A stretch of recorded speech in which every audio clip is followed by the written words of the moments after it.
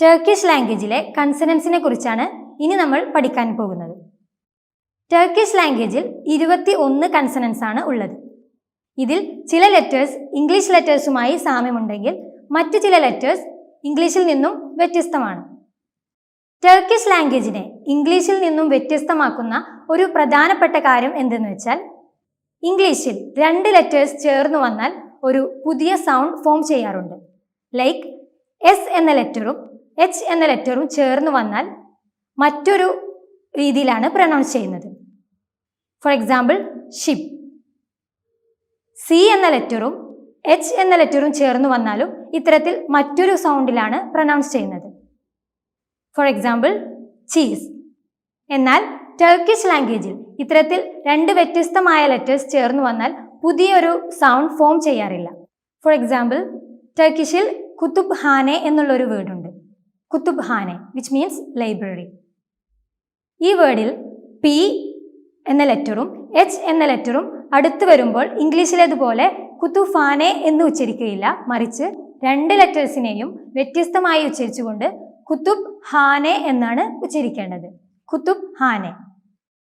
മറ്റ് ചില സന്ദർഭങ്ങളിൽ ടർക്കിഷ് പദങ്ങളിൽ 2 കൺസണൻസ് ചേർന്ന് വരുമ്പോൾ അതിൻ്റെ ഉച്ചാരണ രീതിയും ഇംഗ്ലീഷിൽ നിന്ന് വ്യത്യസ്തമാണ്.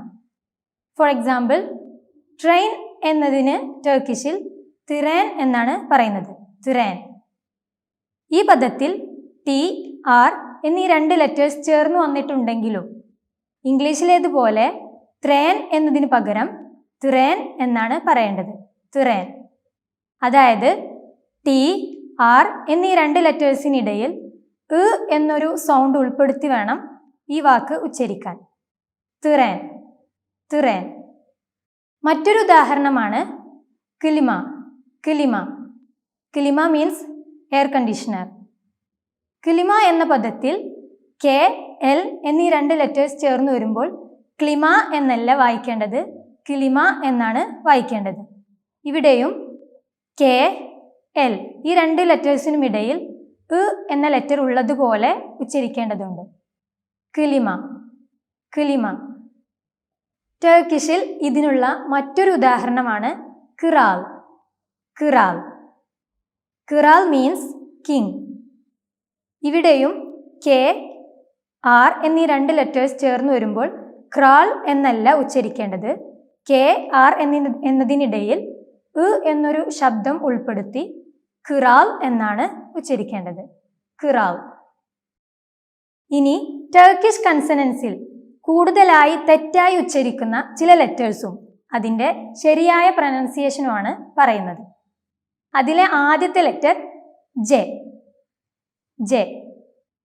മുമ്പ് പറഞ്ഞിട്ടുള്ളതുപോലെ ഈ ലെറ്റർ ഇംഗ്ലീഷിലെ സി പോലെയാണെങ്കിലും ടർക്കിഷിൽ ജെ എന്നാണ് ഉച്ചരിക്കേണ്ടത്. ജെ. അതായത് ഇംഗ്ലീഷിലെ ജാം എന്ന വേർഡിലെ ജെ എന്ന ലെറ്റർ എങ്ങനെയാണോ ഉച്ചരിക്കുന്നത് അതുപോലെയാണ് ഈ ലെറ്ററും ഉച്ചരിക്കേണ്ടത്. ജെ. ഫോർ എക്സാമ്പിൾ, ജാമി. ജാമി.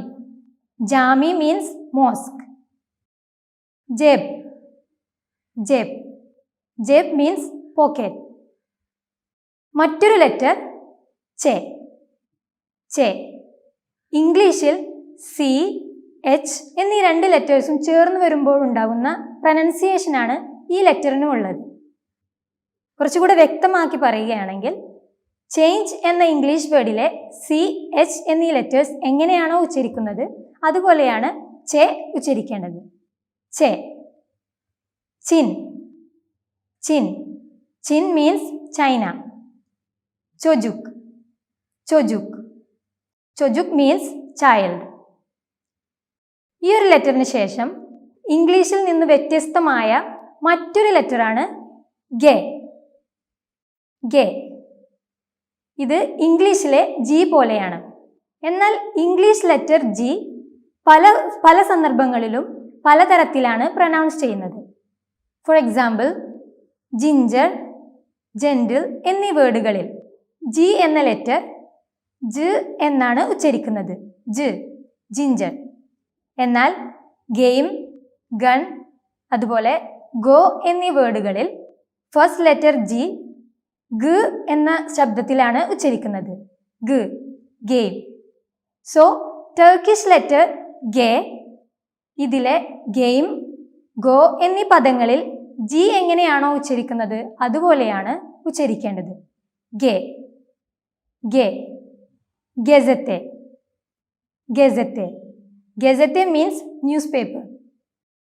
ഗേൾ, ഗേൾ. ഗേൾ മീൻസ് ലേക്ക്. ഗേക്ക് ശേഷം ഒരുപാട് കൺഫ്യൂഷൻ ഉണ്ടാക്കുന്ന മറ്റൊരു ലെറ്ററാണ് യുമുഷാക് ഗെ. യുമുഷാക് ഗെ. ഈ ലെറ്റർ ടർക്കിഷ് പദങ്ങളുടെ തുടക്കത്തിൽ വരികയില്ല. ടർക്കിഷ് പദങ്ങളുടെ നടുവിലോ അല്ലെങ്കിൽ അവസാനത്തിലോ ആണ് ഈ ഒരു ലെറ്റർ വരുന്നത്. മുമ്പ് പറഞ്ഞിട്ടുള്ളതുപോലെ ഒരു പദത്തിൽ യുമുഷാക് ഗെ വരികയാണെങ്കിൽ ആ ലെറ്റർ തൊട്ടു മുമ്പുള്ള വൊവലിനോട് ചേർത്ത് നീട്ടി ഉച്ചരിക്കുകയാണ് വേണ്ടത്. ഫോർ എക്സാമ്പിൾ, ഡ്യൂൻ, ഡ്യൂൻ. ഡ്യൂൻ മീൻസ് വെഡിങ്. ഈ പദത്തിലെ യുമുഷാക് ഗെ തൊട്ടു മുമ്പുള്ള ഉ എന്ന വവൽ ലെറ്ററിനോട് ചേർത്ത് നീട്ടി ഉച്ചരിക്കുകയാണ് ചെയ്തത്. ഡ്യൂൻ. മറ്റൊരു ഉദാഹരണം the. The. The means mountain.